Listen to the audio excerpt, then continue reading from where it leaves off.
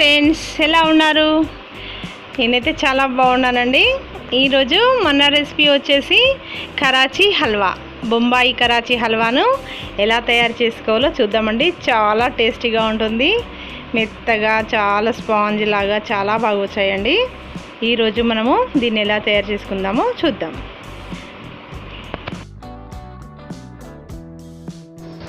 ముందుగా ఒక మిక్సింగ్ బౌల్లోకి 1/2 కప్పు కార్న్ ఫ్లోర్ తీసుకొని అందులో 1 కప్పు వాటర్ వేసేసి చక్కగా ఉండలు లేకుండా బీటర్తో కలిపేసుకోవాలి.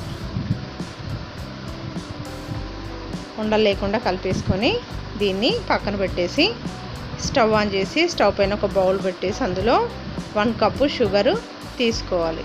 తీసుకొని దాంట్లో 1 కప్పు వాటర్ వేసేసి ఇలా కలుపుతూనే ఉండాలి. ఇది ఒక 5 మినిట్స్ వరకు ఉడికించాక అందులో ఈ కార్న్ ఫ్లోర్ మిశ్రమాన్ని తీసి అందులో వేసేసుకోవాలి. వేసేసి ఒక 5 మినిట్స్ వరకు అలా గట్టిపడేంత వరకు కలుపుతూనే ఉండాలి. ఒక్కసారి కూడా ఆగకుండా కలపాలండి. కలుపుకోకుండా ఆపామంటే మనకు గడ్డలు కట్టిపోతుంది. అందుకని స్లోగా అలా కలిపేస్తూ ఉండాలి. ఇలా కలుపుకున్న తర్వాత మనము ఇది కాస్త చిక్కబడేంత వరకు కలపాలి. చిక్కబడిన తర్వాత ఇప్పుడు దీంట్లో 4 టేబుల్ స్పూను నెయ్యిని వేసేసుకోవాలి.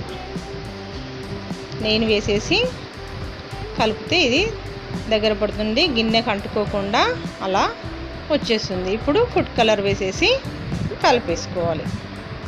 మిశ్రమం గిన్నెకు అంటుకోకుండా అయ్యాకనే ఫుడ్ కలర్ వేసేసి 1 స్పూను నిమ్మరసం కూడా వేసేసుకొని కలిపామంటే చాలా స్మూత్గా ఇలా అయిపోతుంది.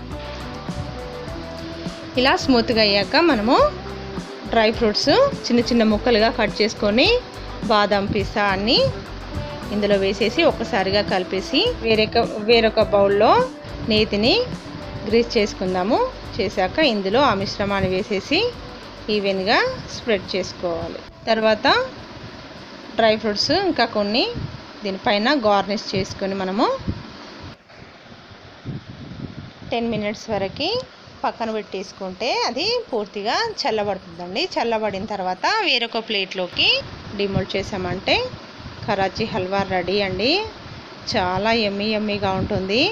మీరు ఒక్కసారి చేశారంటే మళ్ళీ చేసుకుంటారండి. చాలా బాగుంటుంది. దూది పింజల్లాగా వచ్చాయండి, చాలా బాగుంది. ఇలా సైడ్స్ కట్ చేసి స్క్వేర్ షేప్లో చేసేసి అందులో మనము స్క్వేర్ షేప్లో కానీ మీకు నచ్చిన షేప్లో కానీ ఈ పీసెస్ కట్ చేసుకోవచ్చండి. నేను మాత్రం ఇలా చేస్తున్నాను.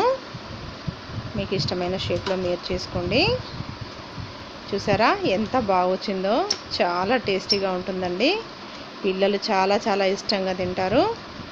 మీకు కనుక ఈ రెసిపీ నచ్చినట్లయితే లైక్ చేయండి, షేర్ చేయండి, కామెంట్ చేయండి ఫ్రెండ్స్. Please subscribe.